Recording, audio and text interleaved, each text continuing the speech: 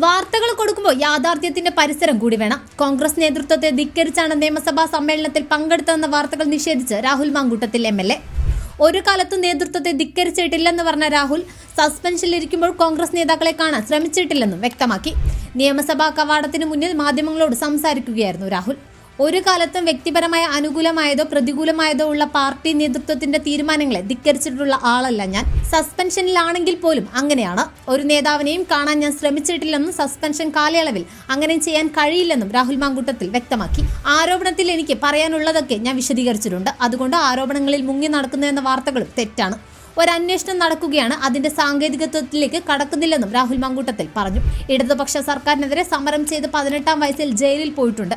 എനിക്കെതിരെ എന്തെങ്കിലും ഒന്ന് കിട്ടിയാൽ കൊന്നു തിന്നാൻ നിൽക്കുന്ന സർക്കാരാണ് എനിക്കെതിരെയുള്ള കേസ് അന്വേഷിക്കുന്നത്.